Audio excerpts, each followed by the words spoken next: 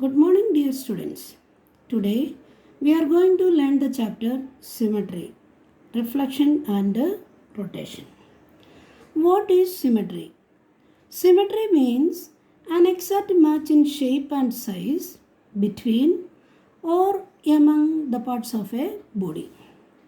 In the first figure, the line AB divides the leaf into two parts that match exactly in size and shape. If the leaf is folded about AB, the two parts will overlap exactly. Such a figure is called a linearly symmetrical figure or simply a symmetrical figure. And the line AB is called the line or the axis of symmetry of the figure. Similarly, in the second, third, fourth, fifth, sixth figures are folded along AB.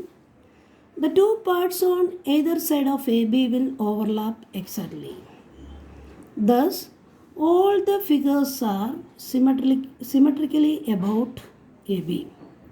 Therefore, a figure is said to have a linear or bilateral symmetry if there exists a line L which divides the figure into two halves that coincide with each other completely when folded about L. The line L is called the line or axis of symmetry. Some figures have no line of symmetry. Some figures have more than one line of symmetry. Let us discuss some symmetrical figures and their lines of symmetry. First one, a line segment. The perpendicular bisector of the line segment AB is one line of symmetry. Second, the line on which the line segment AB lies. Therefore, the number of lines of symmetry is equal to 2. Next, a pair of rays with a common endpoint. You know, these two rays form an angle. Therefore, the line of symmetry is the perpendicular bisector of the angle AOB.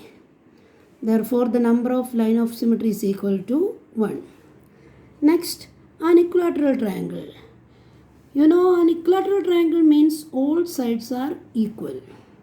Therefore, the lines of symmetries are the perpendicular bisector of the side BC, the perpendicular bisector of the side AC, and the perpendicular bisector of the side AB. Therefore, the number of lines of symmetry is equal to 3. Next, an isosceles triangle. Isosceles triangle means two sides are equal. Therefore, the line of symmetry is the perpendicular bisector of the base. Therefore, the number of line of symmetry is equal to 1. Next, a square. You know, square means all sides are equal. Therefore, the lines of symmetries are the perpendicular bisector of the side AB, the perpendicular bisector of the side BC, and the bisector of diagonal AD and the diagonal AC. Therefore, the number of lines of symmetry is equal to 4. Next, a rectangle. Rectangle means opposite sides are equal. Therefore, the lines of symmetries are the perpendicular bisector of the side AB and the perpendicular bisector of the side BC. Therefore, the number of lines of symmetry is equal to 2. Next, rhombus. Here, the lines of symmetries are the diagonal AD, the diagonal AC and the diagonal BD. Therefore, the number of lines of symmetry is equal to 2. Next, kite. Here the line of symmetry is the line along which the diagonal AC lies. Therefore, the number of line of symmetry is equal to 1. Next, A circle. All lines through the center are the lines of symmetry.